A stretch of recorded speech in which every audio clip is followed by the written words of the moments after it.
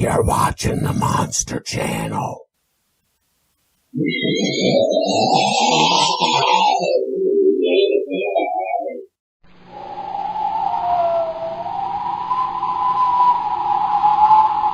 Hello, mates. My name's Stingy Jack, and my tale is one of sorrow and despair, but it is of my own demise. One evening, having had a fill of ale, I found myself wobbling down that familiar cobblestone path. As the moon lit my way, I suddenly shivered as a fear like none other gripped me. This had never occurred before, and for the life of me I couldn't understand why, but continued on. Rounding a bend, I happened upon an oddly contorted, sprawled body, having an eerie grimace that peered back. I shivered again and watched the body organize its limbs into normalcy.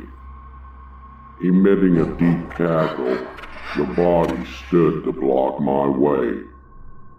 It was Satan, and he had come to take me. Well, I had but one request: to take me back to the pub and allow me to drink as much ale as I could before journeying on. With a hearty laugh, he agreed. At the pub, after noticing I had had my fill, his eyes flickered, implying it was time to leave. But I didn't want to follow, and although there had been coin in my pocket, I asked him to pay. He said he had no coin, and I suggested he turn into one, and after the tally, he could change back. He agreed. Plucking the coin from the table, I let it drop into my pocket, where it nestled alongside my crucifix, trapping him. Well, he begged and he pleaded to be set free, and only after he agreed to leave me be for the next 10 years did I reach into that pocket. Tossing the coin on the table, it bounced, flipped once, and disappeared in a puff of acrid smoke which almost made me sick. The next ale took the odor away. Well, nothing truly changes, especially me. I remained deceitful and carousing, took joy in manipulating folks out of their hard-earned coin, all with nary a thought. But I also grew older and frail. 10 years later, to the very hour, Satan came again to take me. This time he was leery and sly, all aware and intent on not being tricked again out of taking my soul, and I followed. Passing through an apple orchard, I told him I was hungry, but being an old man, I was unable to climb, and I asked him if he would ascend to fetch me one apple. He agreed, and while he was scaling those branches, I took my penknife and proceeded to carve a few crosses around the tree trunk, trapping him again. Just like before, he pleaded and begged to be set free, but this time I would only do it if he agreed to leave me be forever. And he agreed. Not long after, my life ended, and I found myself looking through the pearly gates. St. Peter approached from the opposite side, and I waited for the gates to swing wide, but they didn't.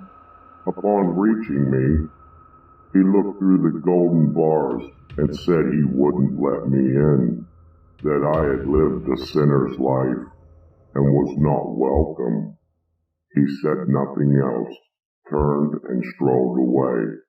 Having but one choice left, I too turned away. By the time the fires of brimstone were within sight, I had settled and accepted. The gate was similar but pitch black. He was waiting for me, And this time, having nowhere else to go, it was I who begged and pleaded.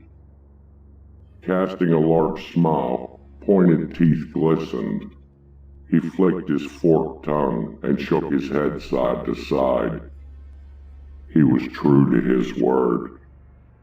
Fires flared high on each side of him as I turned away, and I began heading into the darkness. I had taken but a few steps when he called out to me. Peering back, I watched him toss a bright, red-hot amber toward me. I put it inside a large rutabaga carved hollow, and it is the lantern that lights my way.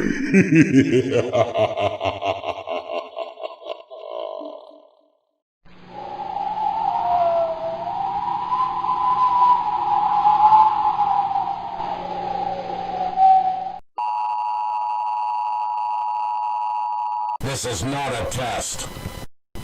This is a message from the emergency broadcast system. Civil authorities in your area have reported that the bodies of the dead are rising and attacking the living.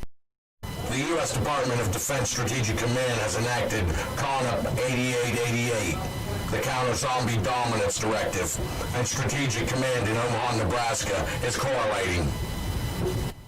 If you are at a safe location, please remain until the crisis passes. Homeowners are urged to lock all doors and windows. Please stay tuned to this station for more information as it becomes available. This is not a test.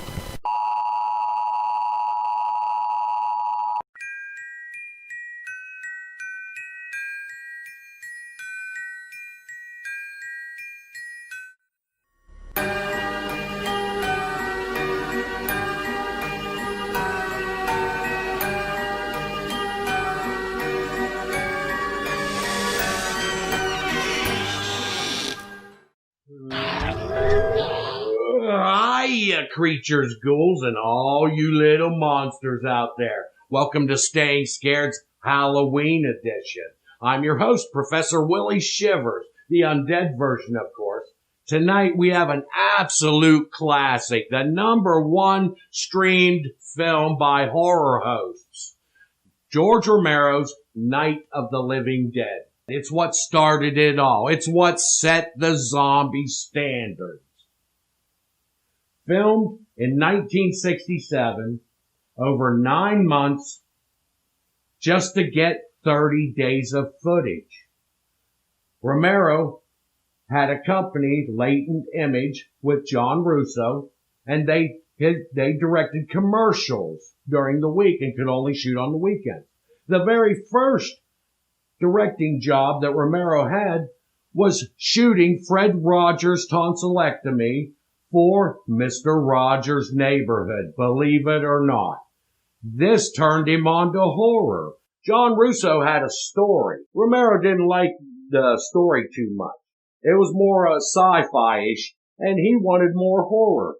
But John Russo had a second story that he gave to George Romero. This was about a runaway boy that came across a field that had a bunch of dead corpses in it. These corpses were rotting under glass, and they were supposedly to feed aliens.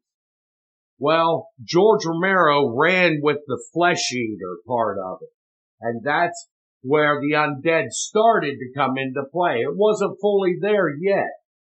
George Romero had originally wanted to call this film Night of Anubis, but an Anubis is an ancient Egyptian god of mummification, which nobody knew about. So then it changed to Night of the Flesh Eaters. But during the shoot, they just called it Monster Flick.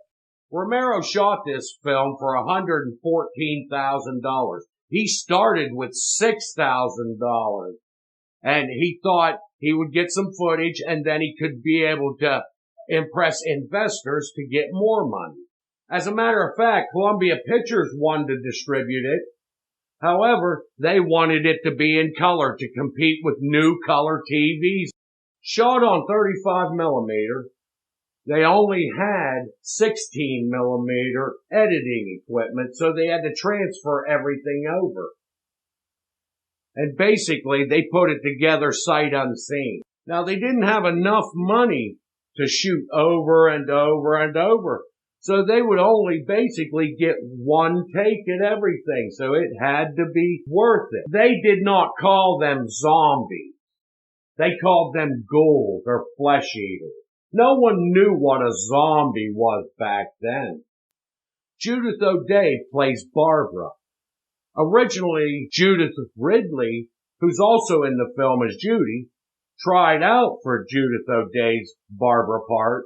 She thought it was a little bit out of her depth, so she didn't accept the character. Dwayne Jones is the star of the film.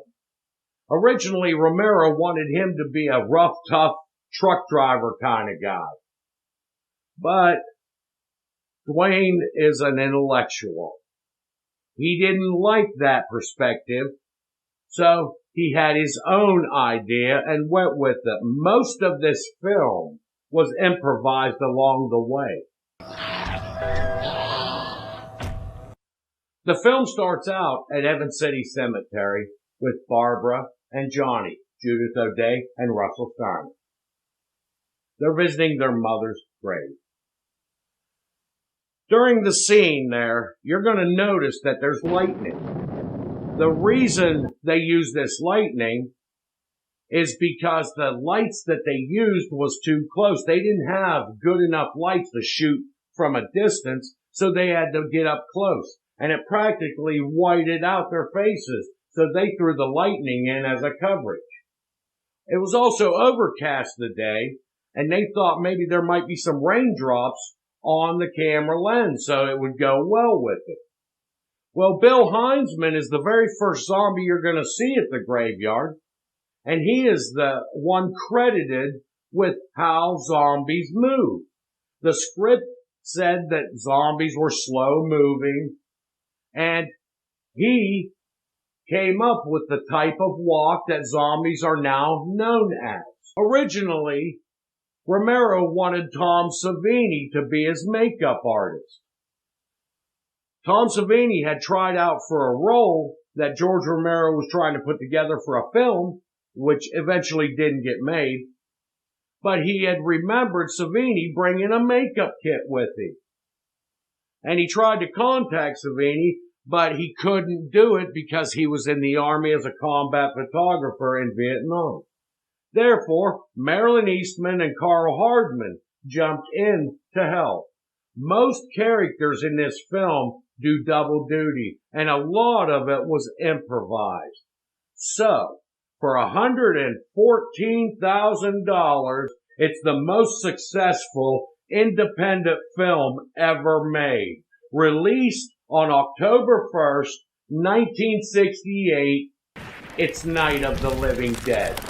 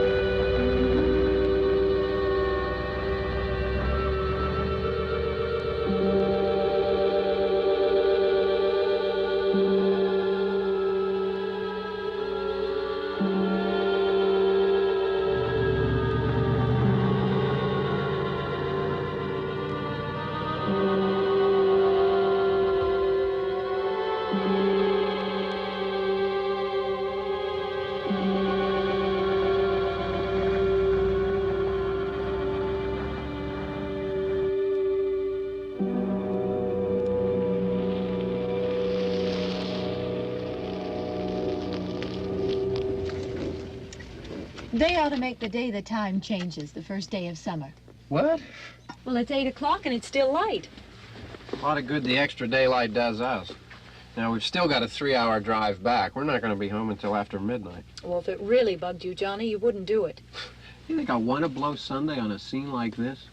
You know, I figure we're either going to have to move Mother out here or move the grave into Pittsburgh. She can't make a trip like this. Oh, you know that she can't. Is there any of that candy left? No.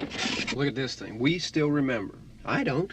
You know, I don't even remember what the man looks like. Johnny, it takes you 5 minutes. Yeah, 5 minutes to put the wreath on the grave and 6 hours to drive back and forth. Mother wants to remember, so we trot 200 miles into the country and she stays at home. Well, we're here, John, all right? Test. We're back on? Oh. Ladies and Hey, gentlemen, we're coming back on the air after an interruption due to technical problem.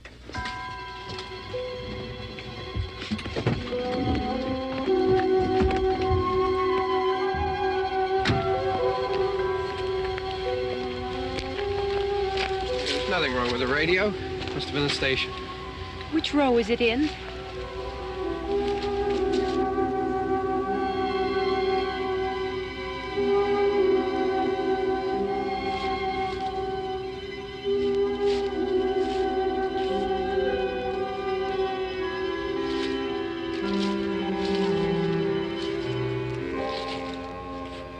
Well, there's no one around. Well, it's late. If you'd gotten up earlier. Oh, look, I already lost an hour's sleep on the time change. I think you complain just to hear yourself talk. There it is.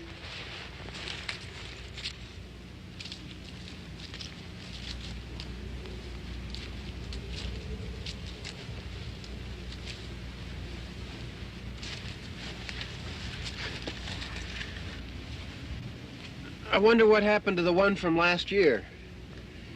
Each year we spend good money on these things. We come out here and the one from last year's gone. Well, the flowers die, and the caretaker or somebody takes them away. Yeah, a little spit and polish, you can clean this up. Sell it next year. Wonder how many times we bought the same one.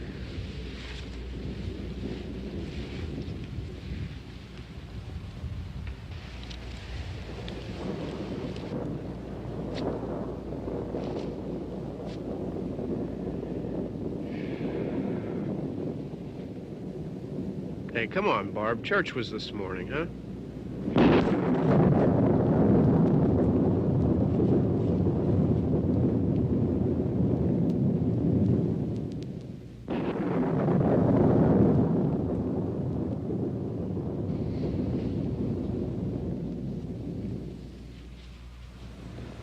Hey, I mean praying's for church, huh? Come on. I haven't seen you in church lately. Well, there's not much sense in my going to church. Do you remember one time when we were small, we were out here? It was from right over there. I jumped out at you from behind the tree, and Grandpa got all excited, and he shook his fist at me, and he said, "Boy, you be damned to hell." Remember that? Right over there. Well, you used to really be scared here. Johnny, You're still afraid. stop it now. I mean it. They're coming to get you, Barbara. Stop it. You're ignorant. They're coming for you, Barbara. Stop it. You're acting like a child. They're coming for you. Look, there comes one of them now. He'll hear you. Here he comes now. I'm getting out of here. Johnny.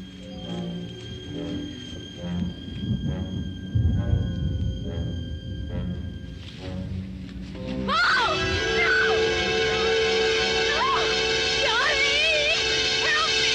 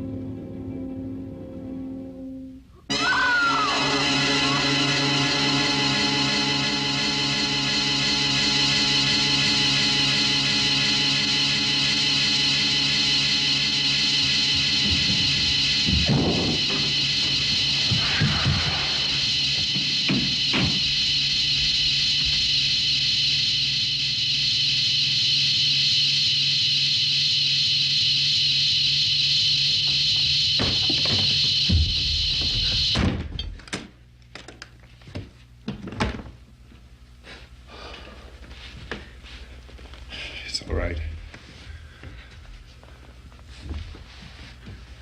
Don't worry about him. I can handle him. Probably be a lot more of them as soon as they find out about us. The truck is out of gas. This pump out here is locked. Is there a key? We can try to get out of here if we can get some gas. Is there a key? I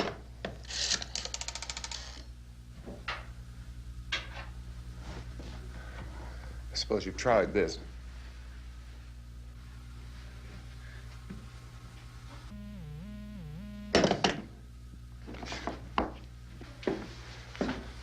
Do you live here?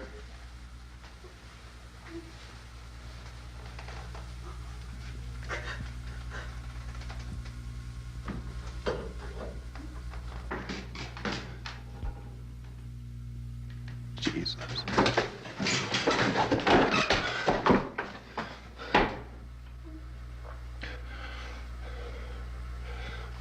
We've got to get out of here. We have to get to where there's some other people. Maybe we better take some food. I'll see if I can find some food.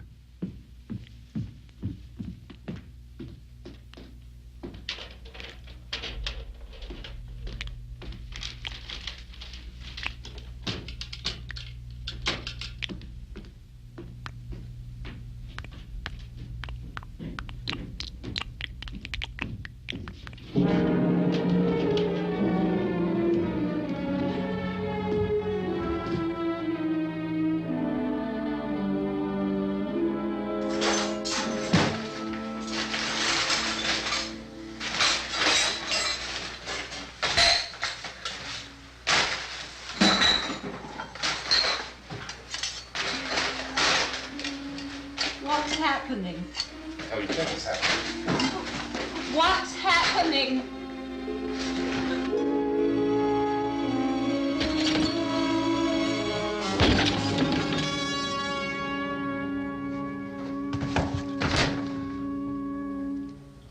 Two of them.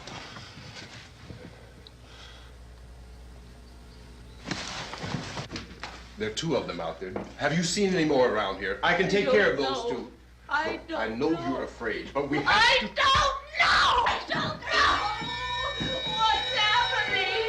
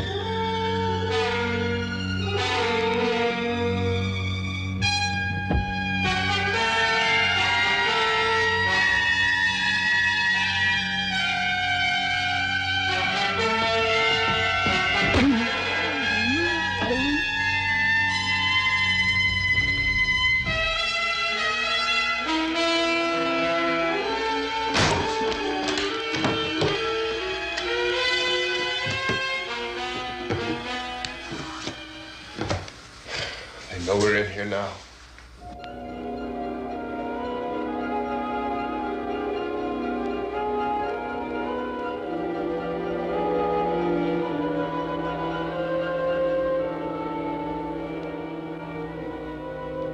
Don't look at it.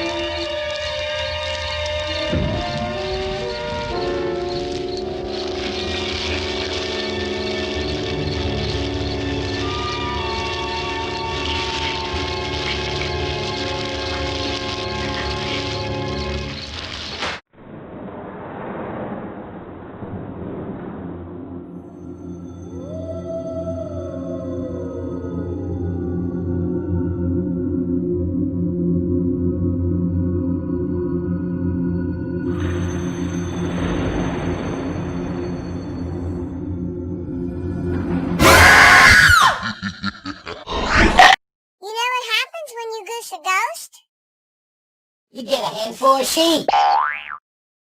Oh, yeah! Couple tidbits about the cemetery scene. It was the very last scene shot of the movie. It was shot in November 1967, and Barbara and Johnny, Judith and Russell, had to hold their breath so it didn't show up on film. The upstairs body at the house, George Romero created that. He used ping pong balls for eyes. The car that crashed into the tree, that was Russell Striner's mother's. There was an accident while on set. That originally wasn't supposed to happen. So Romero wrote it into the film. The house they used.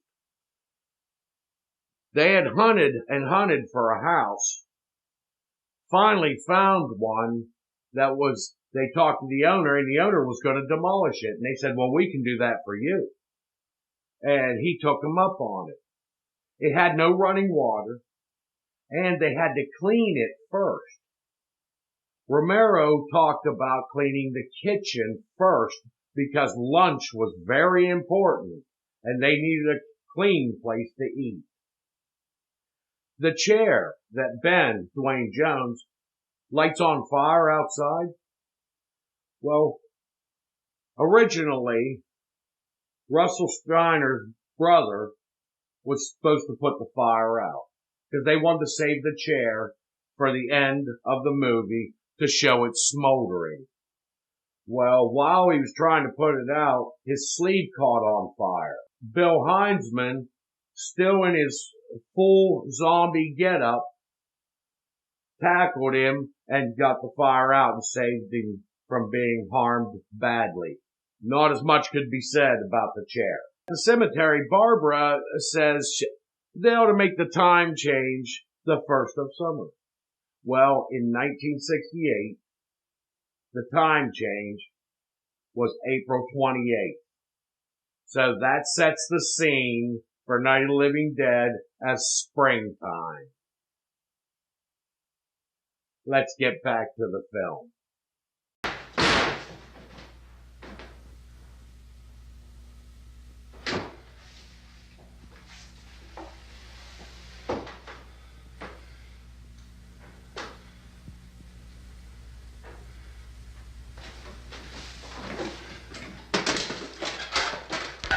Get some more lights on in this house.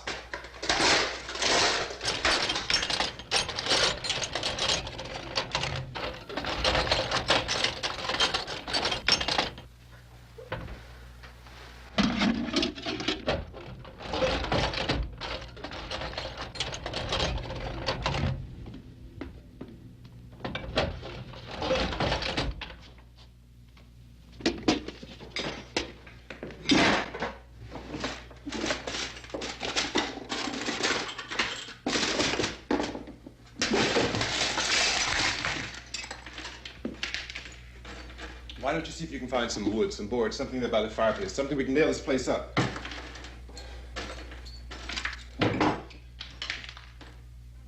Oh, God damn! Look, I know you're afraid. I'm afraid too. But we have to try to board the house up together. Now, I'm going to board up the windows and the doors. Do you understand? We'll be all right here. We'll be all right here until someone comes to rescue us. But we'll have to work together. You'll have to help me. Now, I want you to go in and get some wood so I can board the place up. Do you understand? Okay? Okay?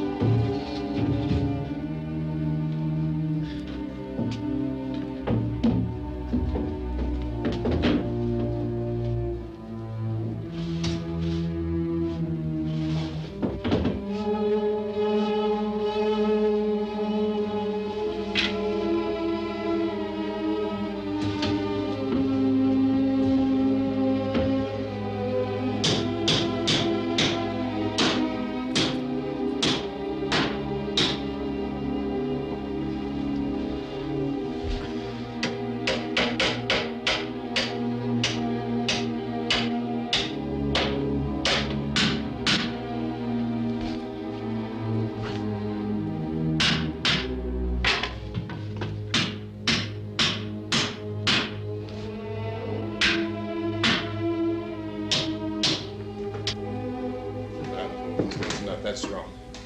Here, I want you to pick out some nails. Pick out the biggest ones you can find.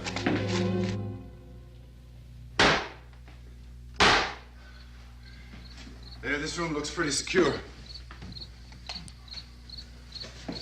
If we have to, we can run in here and board up the doors. Won't be long before those things will be back pounding their way in here. They're afraid now.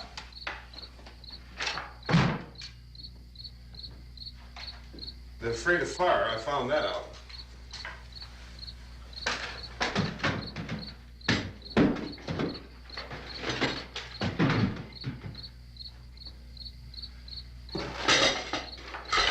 You know a place back down the road called Beekman's? Beekman's Diner?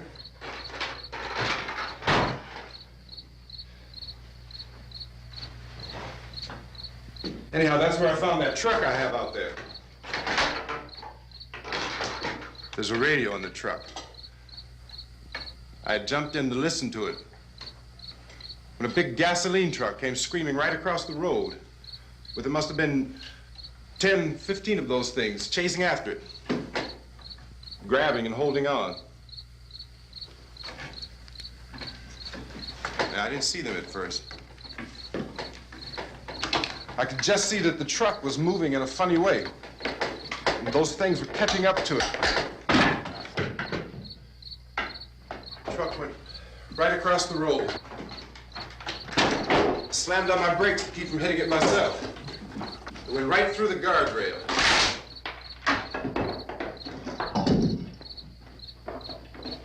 I guess the driver must have cut off the road into that gas station by Beekman's Diner. It went right through the billboard, ripped over a gas pump, and never stopped moving. By now, it's like a moving bonfire. Didn't know if the truck was going to explode or what. Could still hear the man screaming.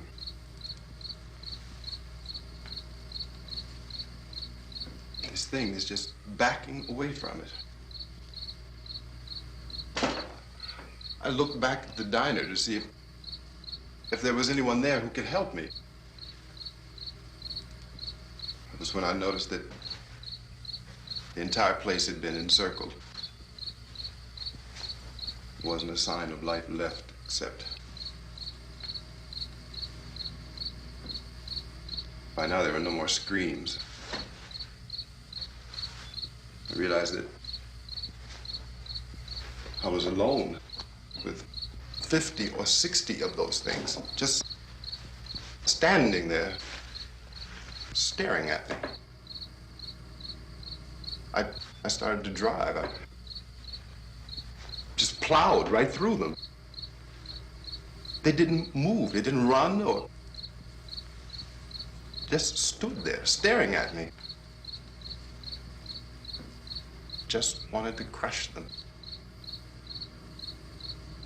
They scattered through the air like bugs. We were riding in the cemetery, Johnny and me. Johnny.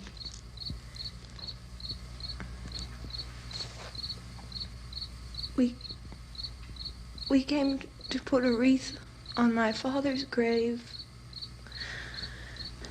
Johnny, and he said, "Can I have some candy, Barbara?"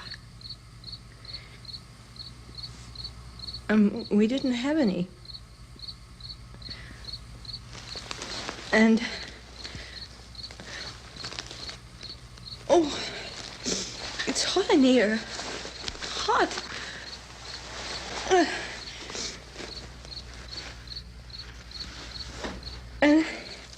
And he said, "Oh, it's late. Why did we start so late?" And I said, "Johnny, if you'd gotten up earlier, we wouldn't be late." Johnny asked me if I were afraid. And I said, "I'm not afraid, Johnny." And then this man started walking up the road.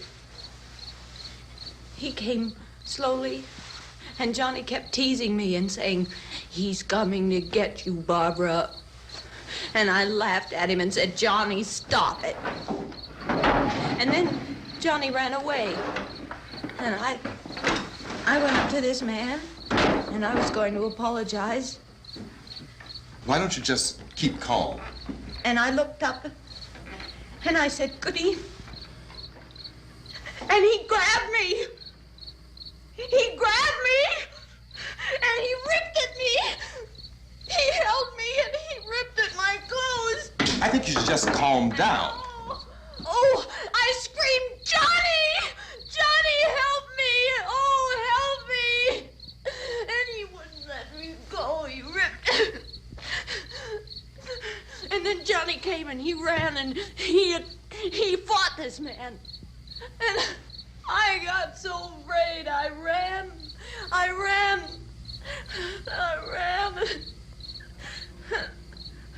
And Johnny didn't come. We have to wait for Johnny.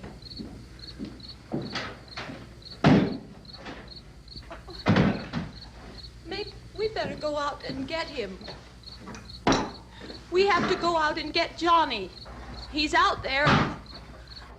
Please, don't you hear me? We've got to go out and get him. Please! We have got to go get Johnny! Please help me! Please! Don't you know what what's going on out there. This is no Sunday school picnic. Don't you understand? My brother is alone. Your brother is dead. No! My brother is not dead. Oh. Oh. Oh.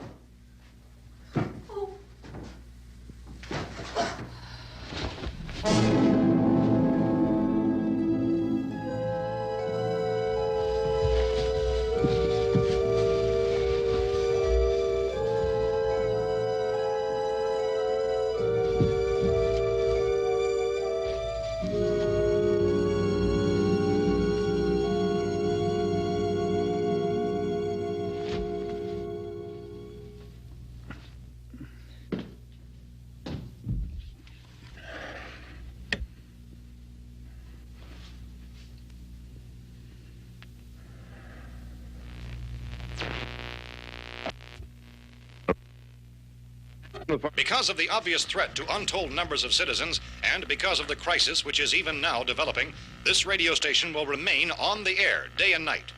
This station and hundreds of other radio and TV stations throughout this part of the country are pooling their resources through an emergency network hookup to keep you informed of all developments. At this hour, we repeat, these are the facts as we know them. There is an epidemic of mass murder being committed by a virtual army of unidentified assassins. The murders are taking place in villages, cities, rural homes, and suburbs with no apparent pattern or reason for the slayings. It seems to be a sudden, general explosion of mass homicide. We have some descriptions of the assassins. Eyewitnesses say they are ordinary-looking people. Some say they appear to be in a kind of trance. Others describe them as being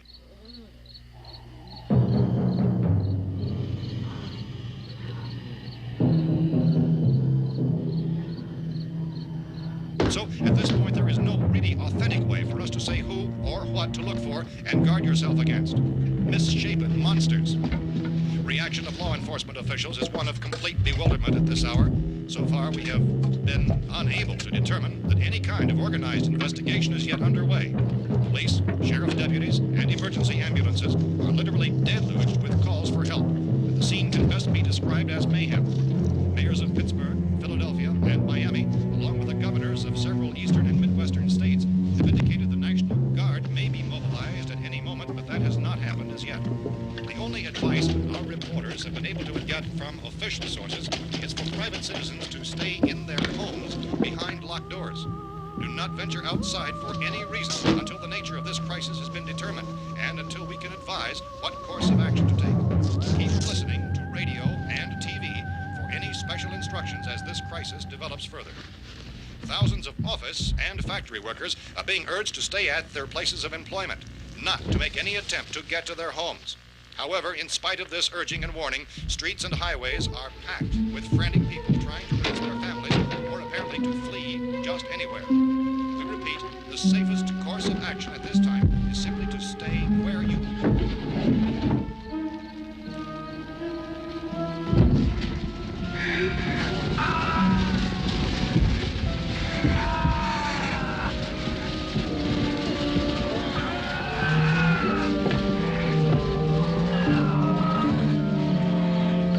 Ladies and gentlemen, we've just received word that the President has called a meeting of his cabinet to deal with the sudden epidemic of murder which has seized the eastern third of this nation. The meeting is scheduled to convene within the hour. Members of the presidential cabinet will be joined by officials of the FBI and the Joint Chiefs behind closed doors. A White House spokesman, in announcing this conference, says there will be an official announcement as soon as possible following that meeting.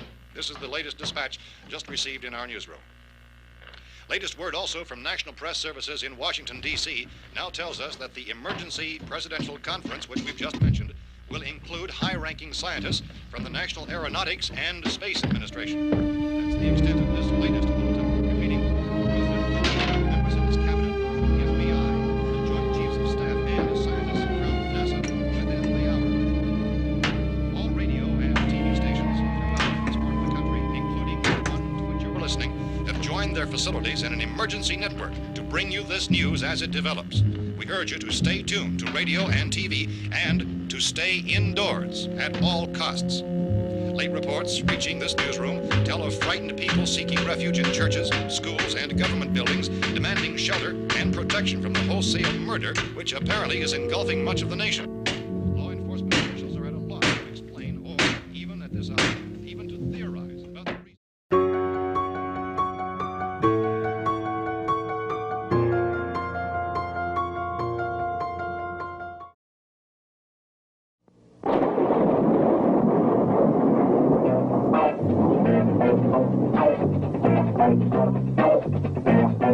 Can you feature that awful creature?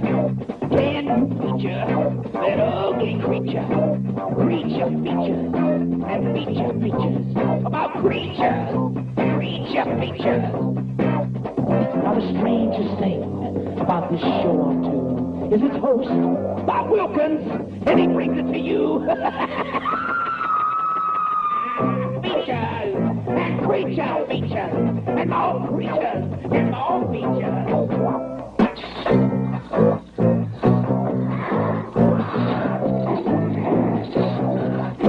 And the creature's gonna get you tonight. So far, we're able to give the public is some Chief T.K. Dunmore of Camden, North Carolina, was quoted as saying, quote, "Tell the people for God's sake to get off the streets. Tell them to go home and lock their doors and windows up tight. We don't know what kind of murder-happy characters we have here." End quote. This Chief Dunmore of Camden, North Carolina. So far, the only descriptions, the only clues anyone has of the killers come from frightened witnesses of some of the slayings. These eyewitness accounts variously describe the murderers as ordinary-looking people, misshapen monsters, people who look like they're in a trance, and things that look like people but act like animals. Some eyewitnesses tell of seeing victims who look as though they had been torn apart. This whole ghastly story began developing 2 days ago with the report of the slaying of a family of 7 in their rural home near Gulfport, Louisiana. Since then, reports of such senseless killings began snowballing in a reign of terror which has hopscotched in an erratic, disconnected manner throughout much of the eastern and midwestern United States. Efforts to keep track of the murder reports by the placing of markers on a map seem to indicate a general spreading from the extreme southeastern United States to the north and west.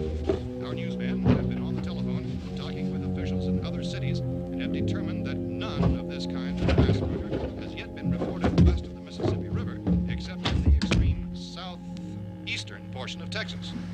Similar killings have been reported around the Houston and Galveston areas, but nothing like I found the gun and some bullets out there. It was only late yesterday Oh, that and it these. first became clear we were facing some kind of national emergency.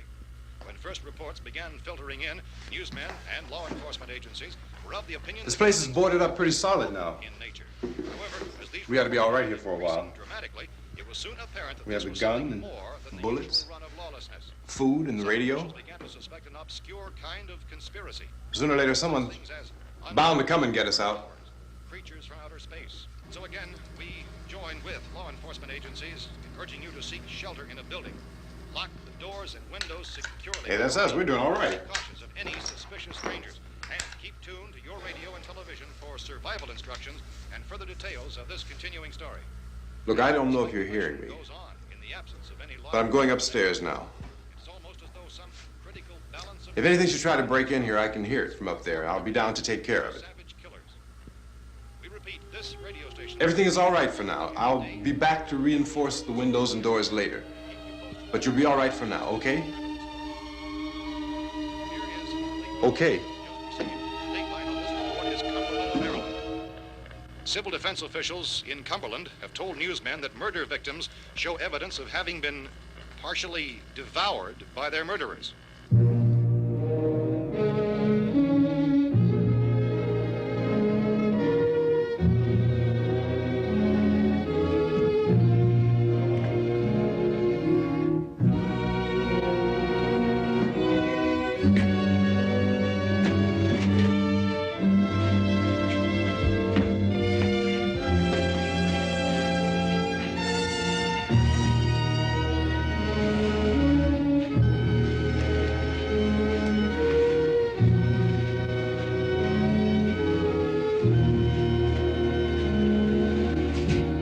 Inconsistent reports from witnesses to the effect that people who acted as though they were in a kind of trance were killing and eating their victims prompted authorities to examine the bodies of some of the victims.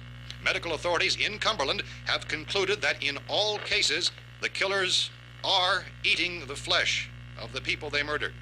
Repeating this latest bulletin just received moments ago from Cumberland, Maryland, civil defense authorities have told newsmen that murder victims show evidence of having been partially devoured by their murderers. Medical examination of victims' bodies shows conclusively that the killers are eating the flesh of the people they kill. And so this incredible story becomes more ghastly with each report. It's difficult to imagine such a thing actually happening, but these are the reports we have been receiving and passing on to you, reports which have been verified as completely as is possible in this confused situation. It is happening, and it would appear that no one is safe from this wave of mass murder.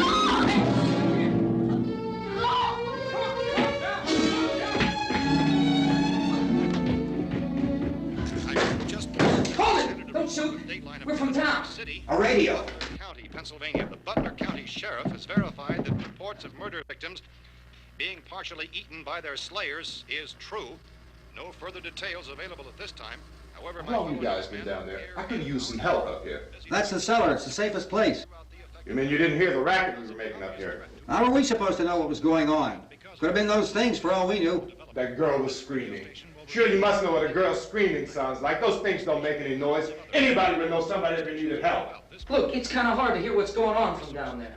We thought we could hear screams, but for all we knew, that could have meant those things were in the house afterward. And you wouldn't come up and help? Well, if there were more... The racket sounded like the place was being ripped apart. How were we supposed to know what was going on? Now, wait a minute. You just got finished saying you couldn't hear from down there. Now you say it sounded like the place was being ripped apart. It would be nice if you get your story straight, man. All right, now you tell me. I'm not going to take that kind of a chance when we got a safe place. We luck into a safe place, and you're telling us we got to risk our lives just because somebody might need help, huh? Yeah, something like that. All right, why don't we settle this? Look, mister, we came up. Okay, we're here. Now I suggest we all go back downstairs before any of those things find out we're in here. They can't get in here. You got the whole place boarded up? Yeah, most of it. All but a few spots upstairs. They won't be hard to fix. You're insane. The cellar's the safest place. I'm telling you, they can't get in here. And I'm telling you, those things turned over our car. We were damn lucky to get away at all. Now you tell me those things can't get through this lousy pile of wood? His wife and kids downstairs. The kid's hurt. Well, I still think we're better off up here. We could strengthen everything up, Mr. Cooper. With all of us working, we could fix this place up in no time. We have everything we need up here. We can take all that stuff downstairs with us.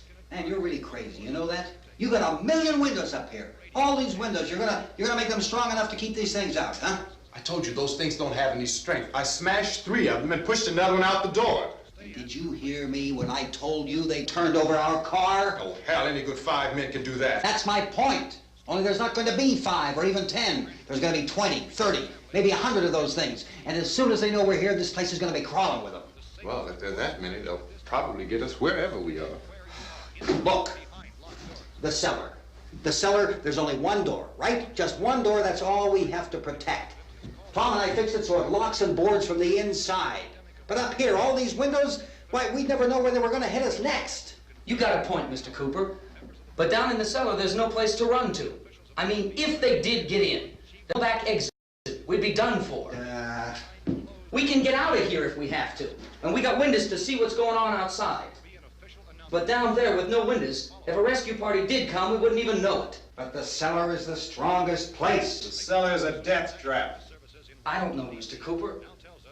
I think he's right. You know how many's out there?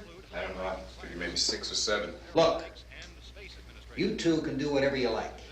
I'm going back down to the cellar, and you better decide. Because I'm going to board up that door, and I'm not going to unlock it again no matter what happens. Now, wait a minute, Mr. Cooper. No, I'm not going to wait. I've made my decision, now you make yours. Now, wait a minute. Let's think about this. We can make it to the cellar if we have to. And if we do decide to stay down there, we'll need some things from up here. So let's at least consider this a while. If you box yourself in this cellar and those things get in the house, you've had it. At least up here you have a fighting chance. It looks like about 8 or 10 out there now. There's more than there were. There are a lot out back, too.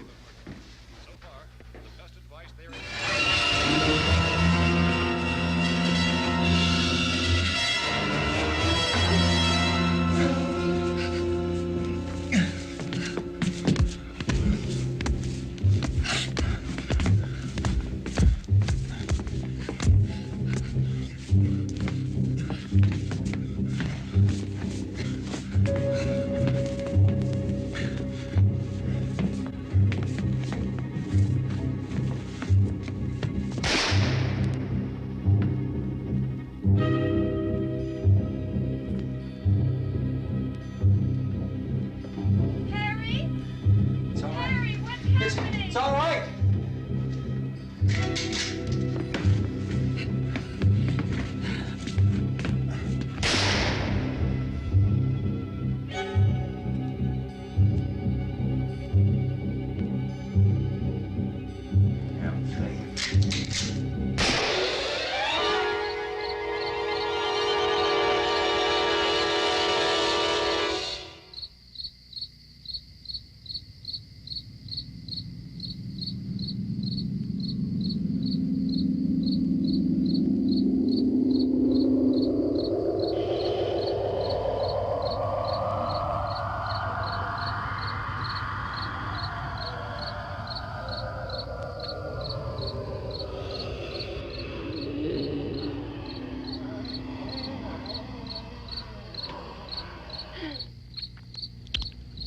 We gotta fix these boards. You're crazy. Those things are going to be at every window and door in this place. We've got to get down into the cellar. Go down in your damn cellar. Get out of here! I'm taking the girl with me. You leave her here. Keep your hands off her. And everything else that's up here, too. Because if I stay up here, I'm fighting for everything up here. And the radio and the food is part of what I'm fighting for. Now, if you're going down the cellar, get. The man's insane. He's insane. We've got to have food down there. We've got a right. This is your house. We've got a right. You going down there with him? Well, yes or no? This is your last chance. No beating around the bush. Listen, I got a kid down there. She can't possibly. I couldn't bring her up here. She can't possibly take all the racket and those things smashing through the windows. Well, you're her father. If you're stupid enough to go die in that trap, that's your business. However, I am not stupid enough to follow you. It is tough for the kid that old man is so stupid. Now, you get the hell down in the cellar. You can be the boss down there. I'm boss up here. You bastards. You know, I won't open this door again. I mean it. Mr. Cooper, with your help, we could... With my help. Let him go, man. His mind is made up. Just let him go. Wait a minute. Judy, come on up here, honey.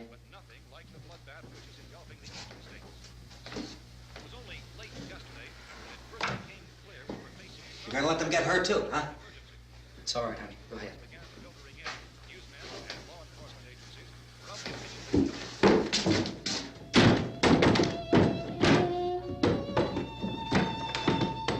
If we stick together, man, we can fix it up real good. There's lots of places we can run to up here. Mr. Cooper, we'd all be a lot better off if all three of us were working together. Hey. Hey, kid.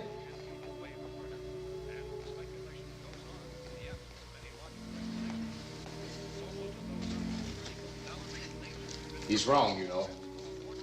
I'm not boxing myself in down there. This radio station will remain on the air day and night. Well, we're safe now. It's boarded up tight. What about Tom and Judy? They want to stay up there, let them. There are two other people upstairs, a man and a girl. We heard you screaming. Yeah, but I didn't know who they were, and I wasn't about to take any unnecessary chances. Of course not, Harry.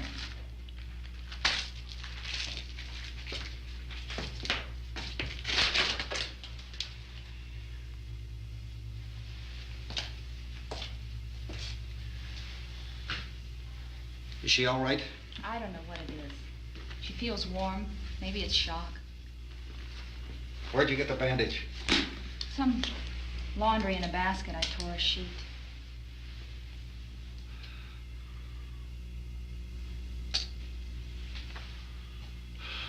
Let them stay upstairs. Let them. Too many ways those monsters can get in up there. We'll see who's right. We'll see when they come begging me to let them in down here.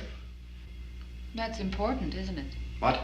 To be right, everybody else to be wrong. What do you mean by that? Does anyone up there know why we're being attacked? Whatever it isn't just happening here. It's some kind of mass murder. It's going on everywhere. The radio said to stay inside. Radio? Radio upstairs. I heard a news bulletin. There's a radio upstairs and you boarded us in down here? I know what I'm doing. What did it say? Nothing. Nothing. They don't know anything yet. There's mass murder everywhere, and people are supposed to look for a safe place to hide. Take the boards off that door. We are staying down here, Helen. Harry, that radio is at least some kind of communication. If the authorities know what's happening, well, they'll send people for us, so they'll tell us what to do. How are we going to know what's going on if we lock ourselves in this dungeon?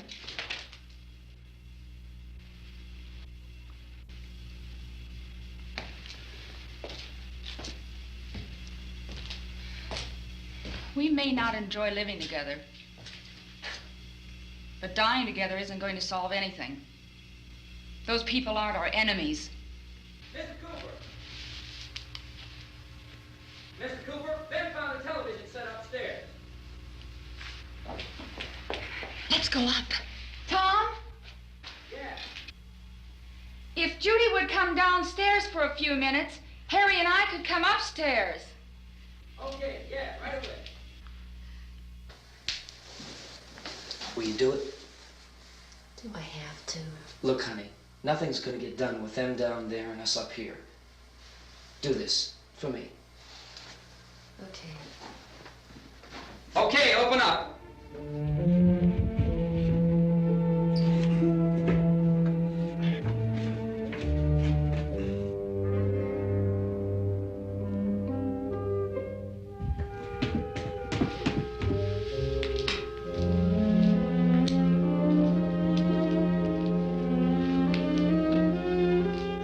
I'll take good care of her, Helen. She's all I have. Why don't you go upstairs now?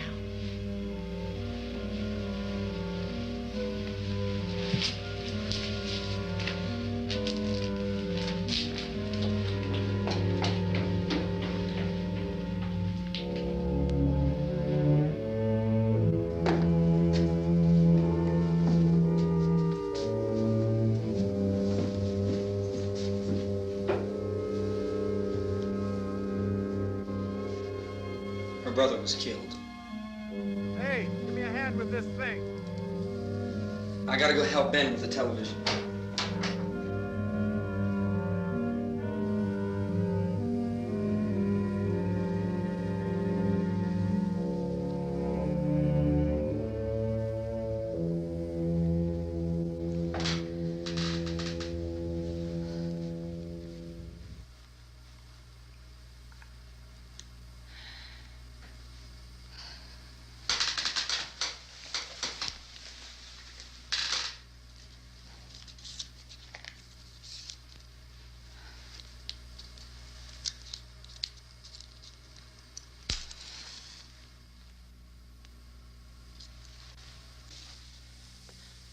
Don't be afraid of me. I'm Helen Cooper, Harry's wife.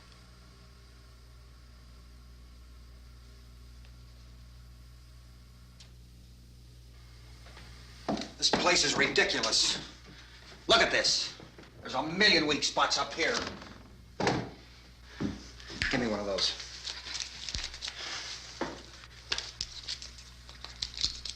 Her brother was killed.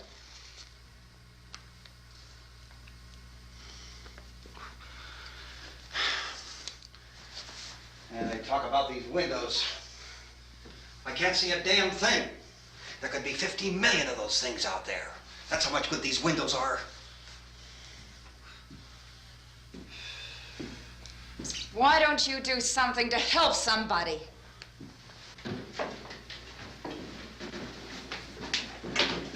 Here, I have it. Drag a couple of those chairs together. There's a socket over here.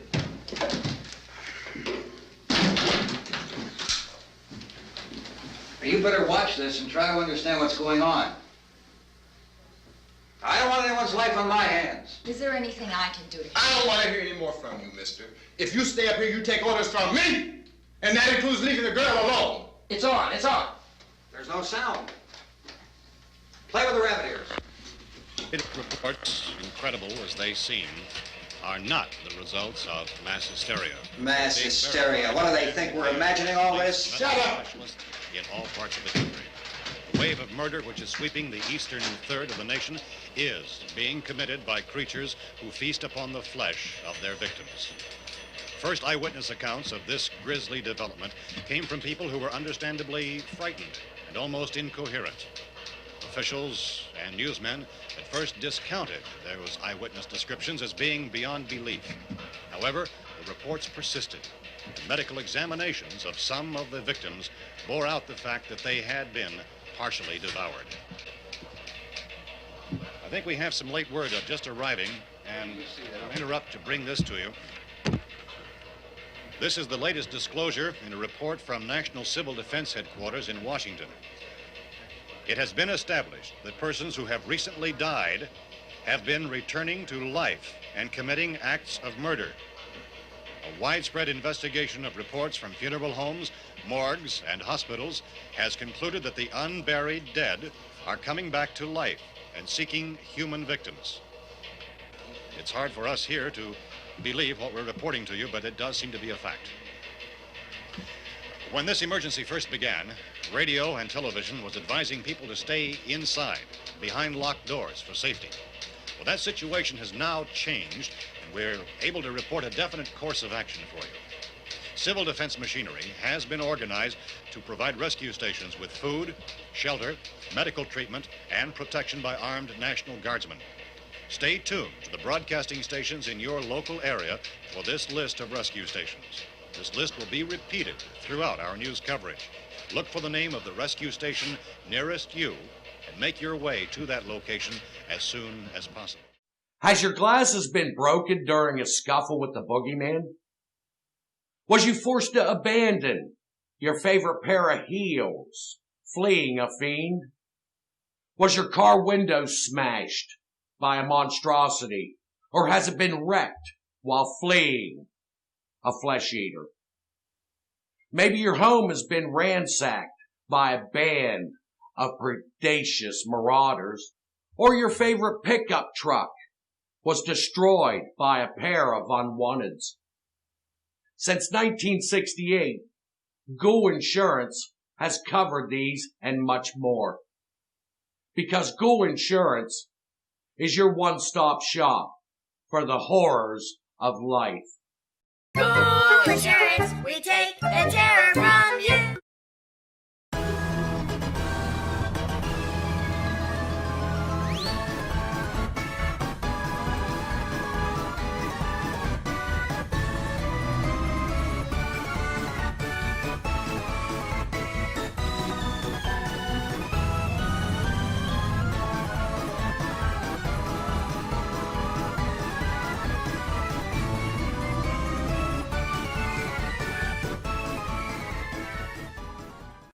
Now, there's reputed to be 2 deleted scenes. One with Harry and Helen in the basement, and one is a wide shot of the zombies on the countryside. Unfortunately, both prints were lost due to a flood in the basement of Image 10. Now, as mentioned, this film opened on October 1st. It opened in Pittsburgh at the Fulton Theater as a matinee. Now, most children go to matinees. There was no rating system at the time, so I'm sure plenty of children were terrified.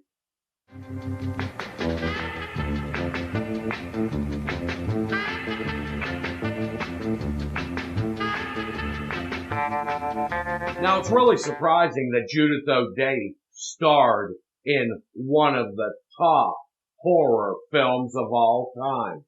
She says that horror movies scare her. 1953's House of Wax with Vincent Price is at the top of her list. So we have that truck. If we can get some gas, we can get out of here. There's a pump out by the shed. I know, that's why I pulled in here, but it's locked. Called this afternoon by the President. Since convening this conference of the Presidential Cabinet, the FBI, the Joint Chiefs of Staff, the CIA, has not produced any public information. Why are space experts being consulted about an Earth-bound emergency? So far, all the betting on the answer to that question centers on the recent Explorer satellite shot to Venus. That satellite, you'll recall, started back to Earth, but never got here. That's the space vehicle which orbited Venus and then was purposely destroyed by NASA when scientists discovered it was carrying a mysterious high-level radiation with it. Could that radiation be somehow responsible for the wholesale murders we're now suffering? Newsman Don Quinn in Washington has posed those questions. It's obvious our best move is to try to get out of here. How are you going to get over to that pump? Look! You're coming from a meeting regarding the explosion of the Venus probe, is that right? Yes, that was the subject of the meeting. You feel there is a connection between this and the phenomenon? There's a definite connection. A definite connection. In other words, you feel that the radiation on the Venus probe is enough to cause these mutations? There was a very high degree of radiation. Well, just a minute.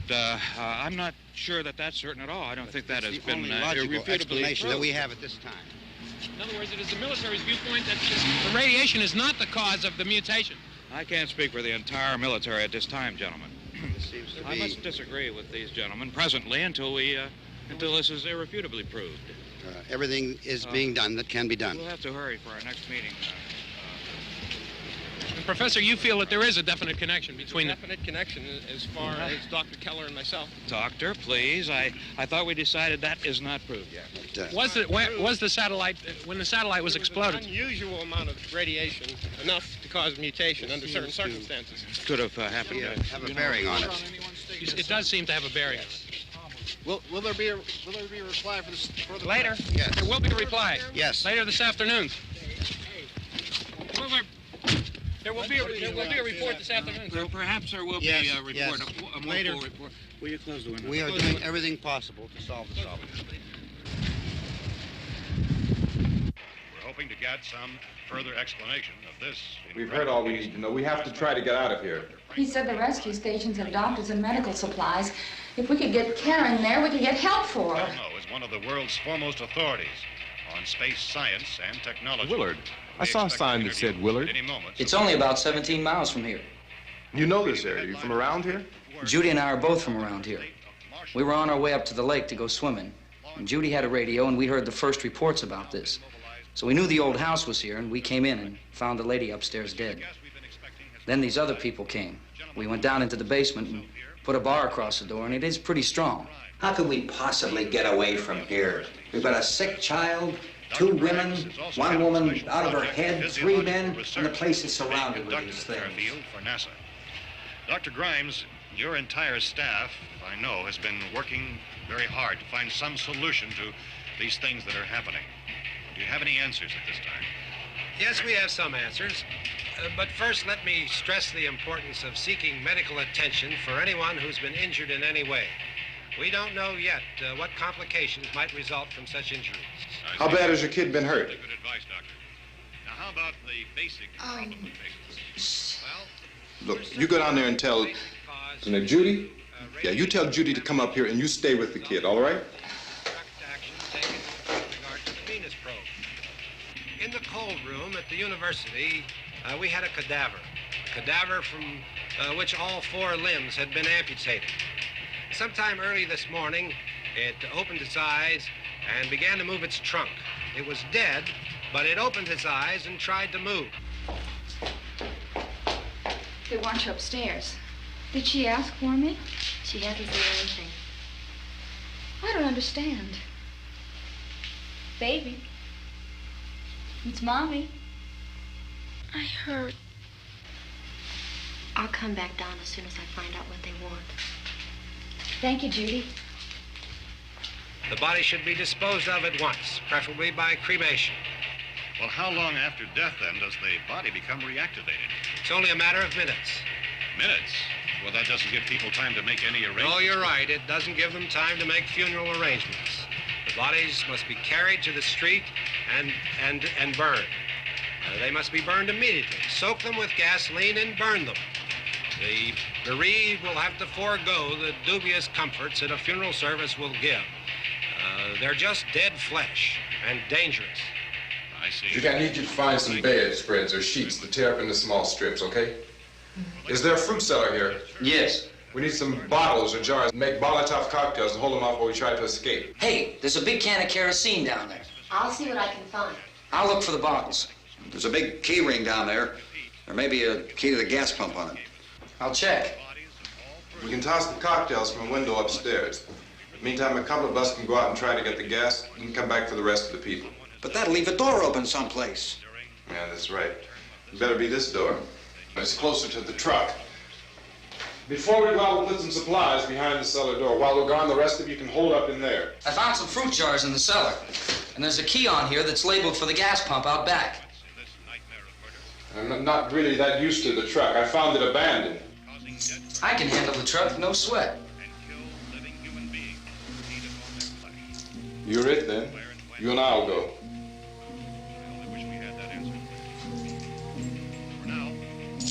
We'll put whatever lumber we find behind the cellar door. You can go upstairs and toss the cocktails from a window. Tom, you and I will have to unboard this door. After you toss the cocktails, you hustle back down here and lock this door. It's no good to board it up because we'll have to get back in quickly. After we get the gas and get back into the house, then we'll worry about getting everybody into the truck. Now let's move it. No place to flee for safety, except to the rescue stations which have been set up. Indications are that before this emergency is over, we will need many, many more such rescue stations.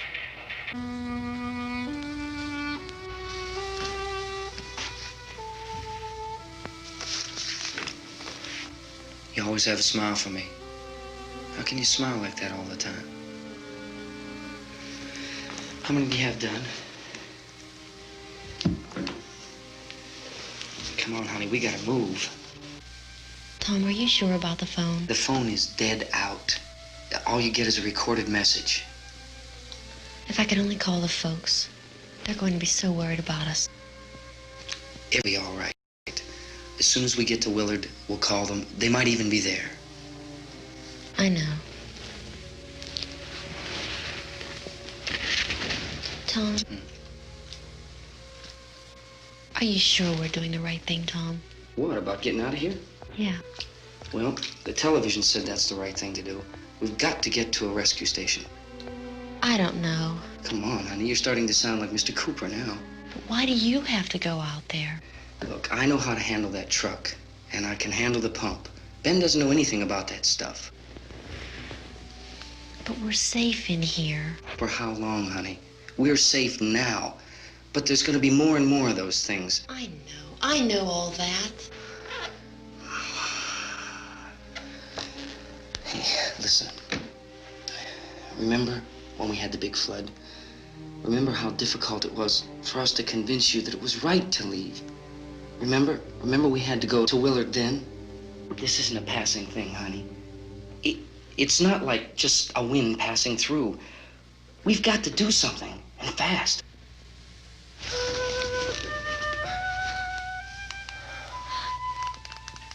I just don't want you to go out there, that's all. Hey, Smiley.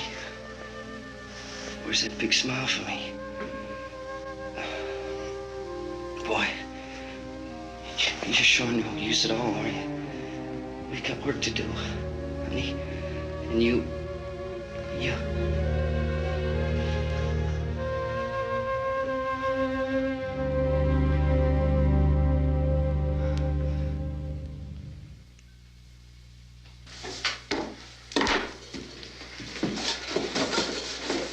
We better get her downstairs. We have to go downstairs now, Barbara. She's right. You have to go downstairs now, just for a little while, until we get back. Then we can all leave. Oh, I'd like to leave. Yes.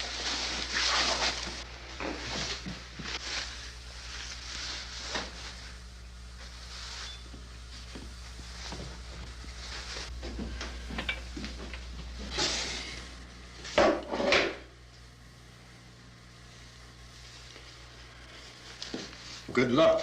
Yeah.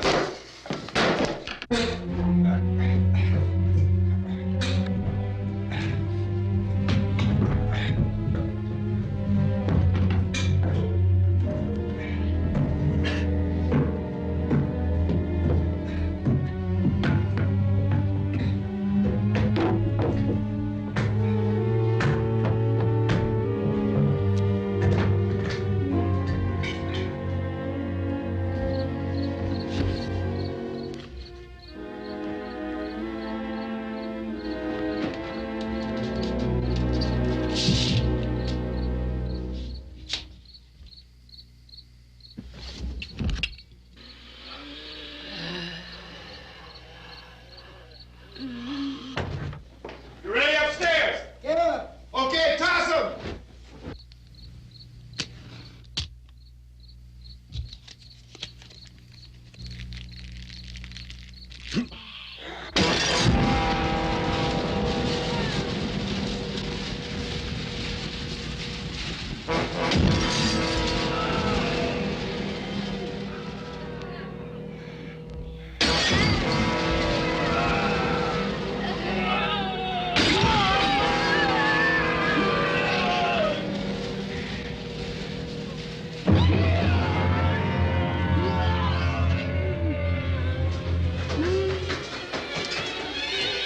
Go ahead, go on.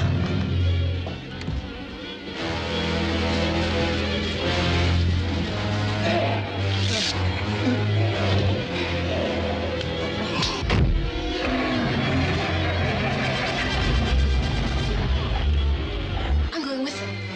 Get back in the cellar. I'm going. It's too late. It's too late.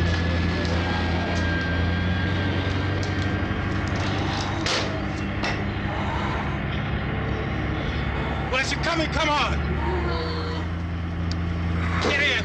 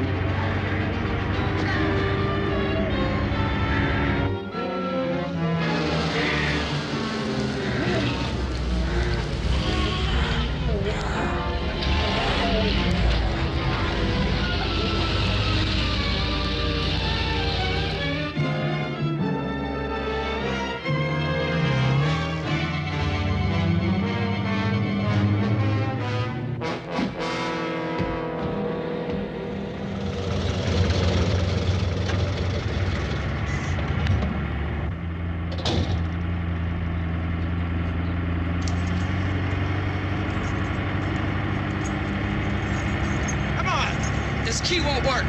Watch it.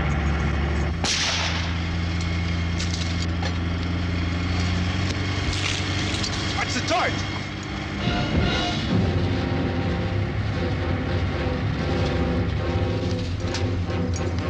We gotta get away from the pump.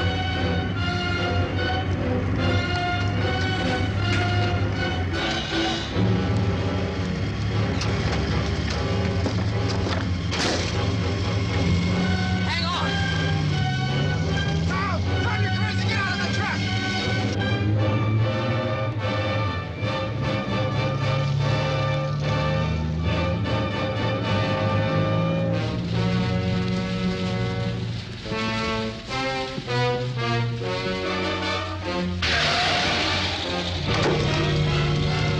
Let's get out of here. Come on, come on. My jacket's caught.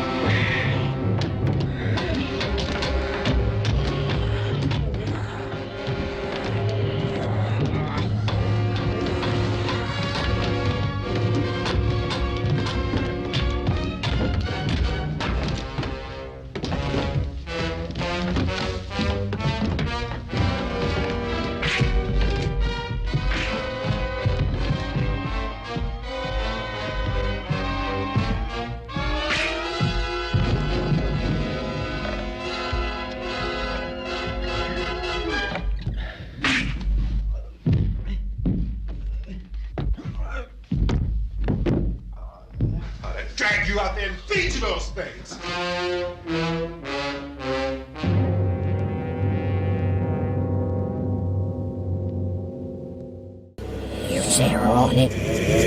This a day in horror history. October 24th.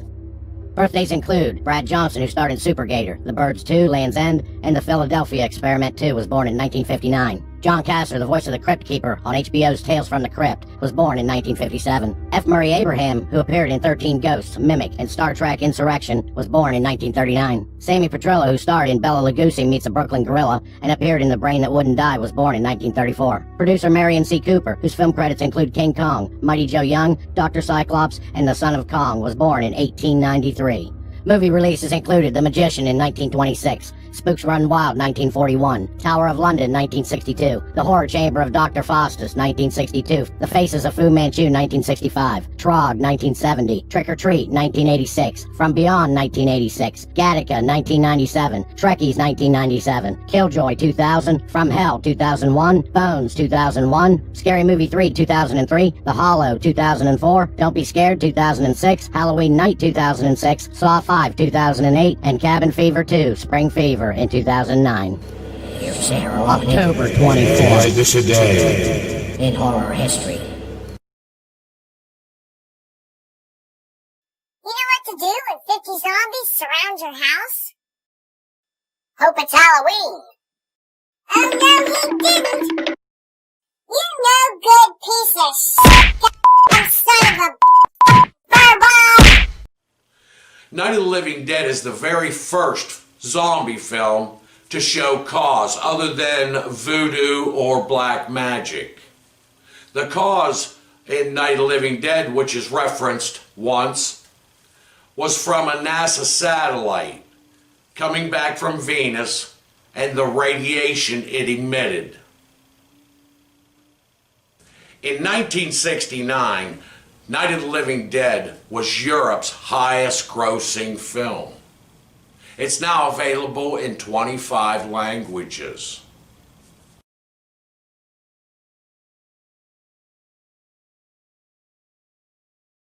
Now, the farmhouse didn't have a basement. It had a dirt fruit cellar. So the basement scenes were shot at Image 10 Studios. The door that you see in the farmhouse is actually fake. It's attached to the wall.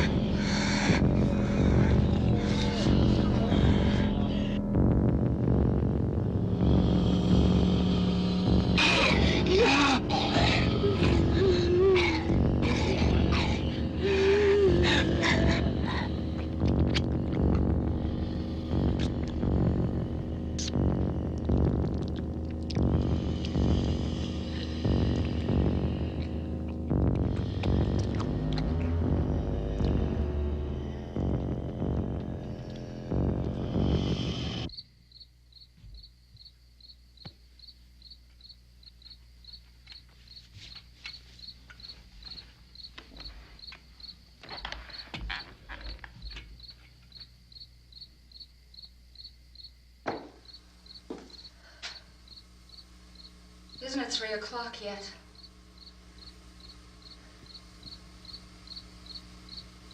There's supposed to be another broadcast at 3 o'clock. 10 minutes. Oh, only 10 more minutes? We don't have very long to wait.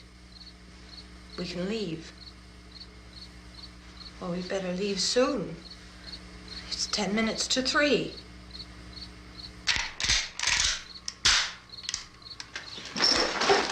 You know anything about this area at all? I mean, is Willard the nearest town? I don't know. We were just trying to get to a motel before dark. You say those things turned your car over. You think we can get it back on its wheels and drive it? Where is it? Seems like it was pretty far away. Seems like we ran. Forget it. It's at least a mile. Johnny has the keys. You gonna carry that child a mile through that army of things out there? I can carry the kid. What's wrong with her? How'd she get hurt? One of those things grabbed her. Bit her on the arm. What's wrong? Who knows what kind of disease those things carry? Is she conscious? Barely. She can't walk. She's too weak. Well, one of us could try to get to the car. You gonna turn it over by yourself? You can't start the car. Johnny has the keys. You have a car? Where? Where is it? You won't be able to start it. Yeah, I know, but where is it?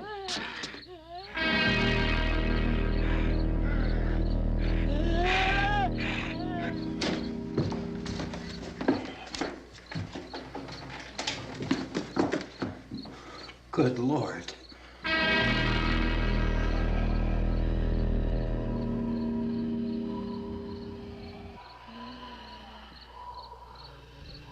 Being monitored closely by scientists at all the radiation detection stations. At this hour, they report the level of the mysterious radiation continues to increase steadily. So long as this situation remains, government spokesmen warn that dead bodies will continue to be transformed into the flesh-eating ghouls. All persons who die during this crisis, from whatever cause, will come back to life to seek human victims unless their bodies are first disposed of by cremation. Our news cameras have just returned from covering such a search and destroy operation against the ghouls, this one conducted by Sheriff Conan McClellan in Butler County, Pennsylvania.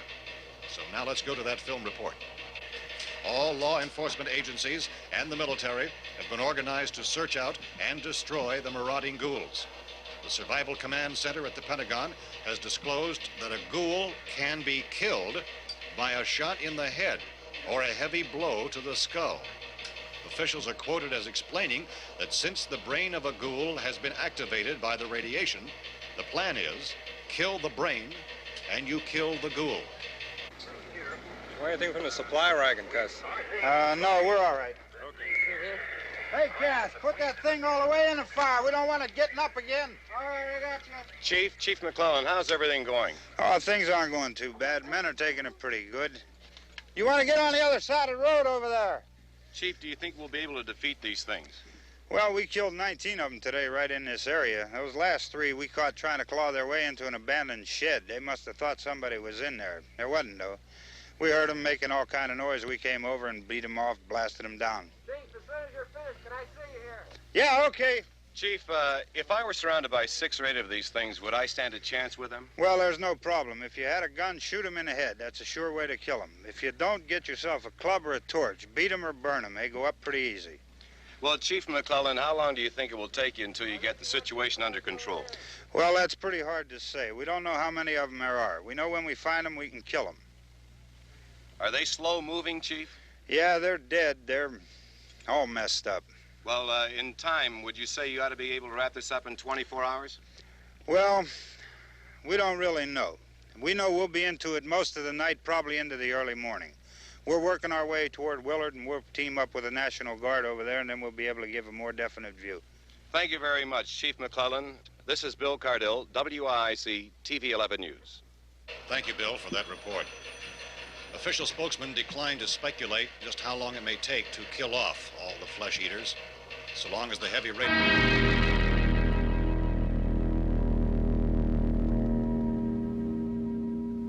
Is the fuse box in the cellar? I don't know. It isn't the fuse. The power lines are down. Helen, I have to get that gun. Haven't you had enough? Look, 2 people are dead already on account of that guy. Take a look out that window. Get...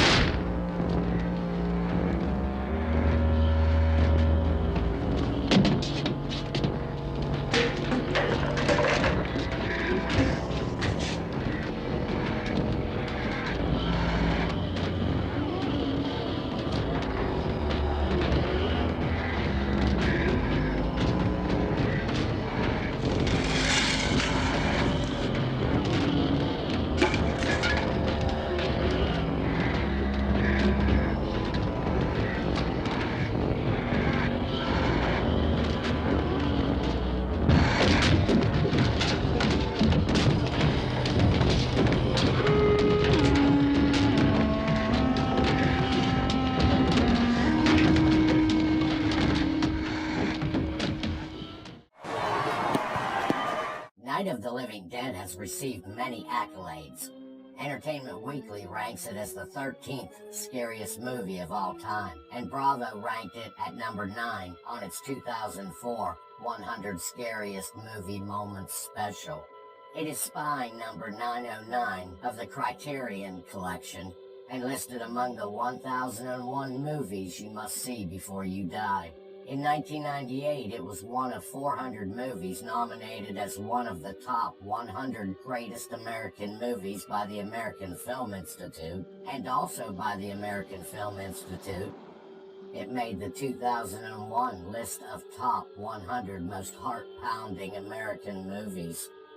And in 2011, it was inducted into the Horror Host Hall of Fame as the most hosted film in history. They're coming to get you, Barbara. Now, originally, Romero was going to call this film Flesh Eaters.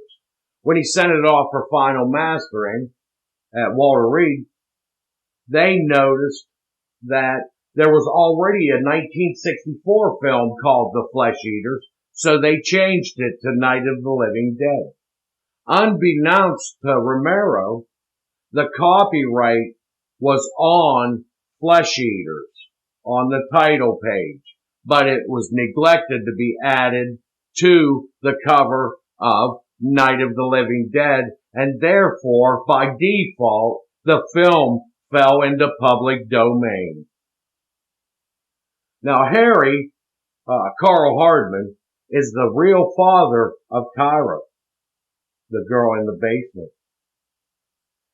There was a scene originally where when Harry got shot by Ben, he died, and he was in the basement eating his daughter when the mother came down the stairs. However, the filmmakers thought this was way too macabre, so they changed it. Another scene that was changed was at the end when the posse's coming through, they come through the cemetery and they see the car that Barbara crashed against the tree. Johnny's body was lying there. He was dead because his head was hit on a tombstone when he wrestled in the beginning. They changed that when Johnny came back to life and took Barbara out the door.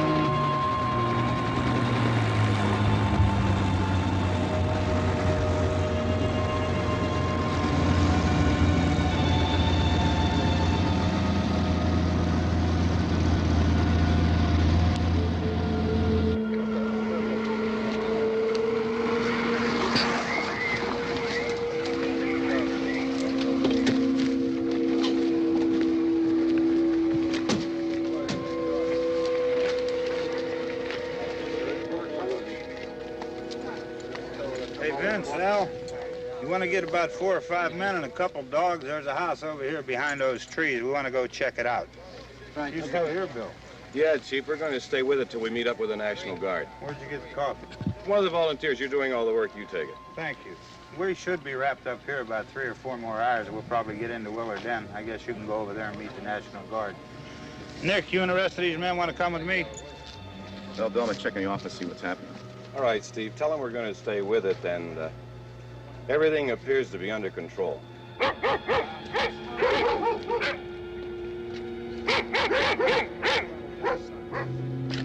going inside.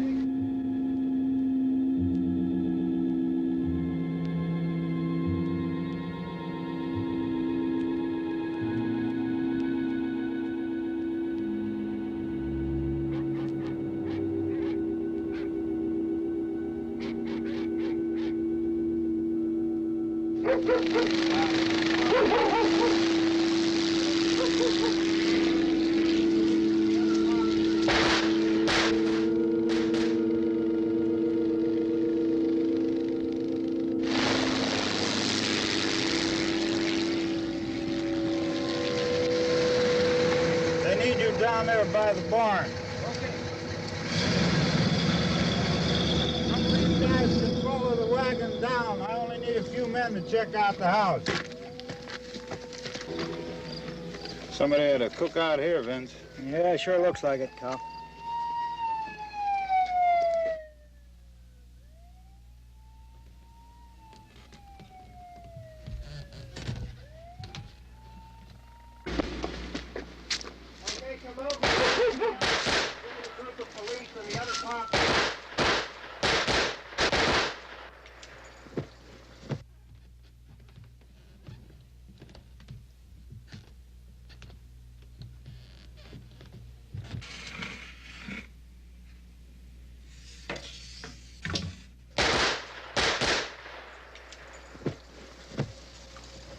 He's the dead one. Get up here. Nick, Tony, Steve, you want to get out in that field and build me a bonfire?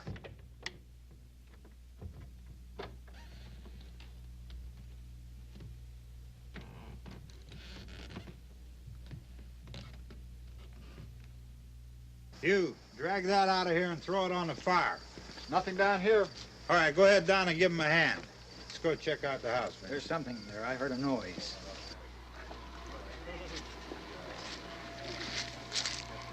All right, Vince, hit him in the head, right between the eyes.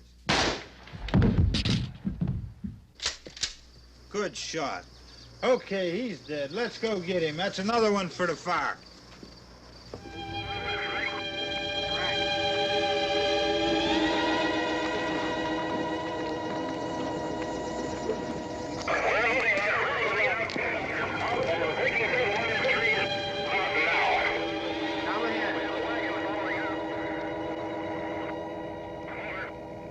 Send the wagon through, come directly ahead. Over. Some more torches.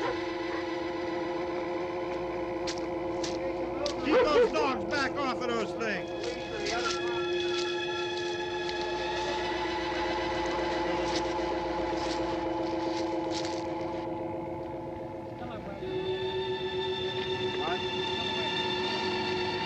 Go more quickly.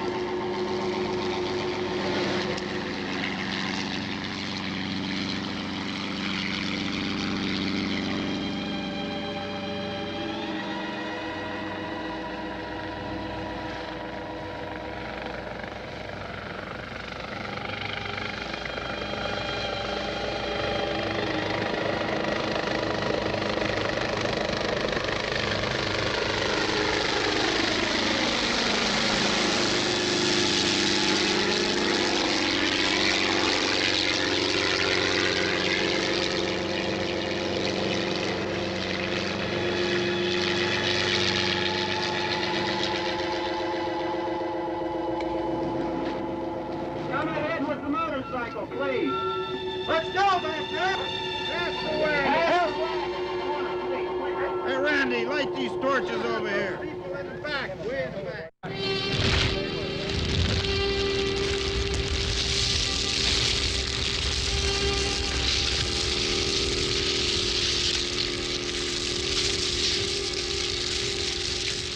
And there you have it, the very first classic from the godfather of zombies. He set the standards in 1968. They're the same today. Next time we're going to watch The Legend of Boggy Creek. So until then, fellow creatures, ghouls, and all you little monsters out there, stay scared.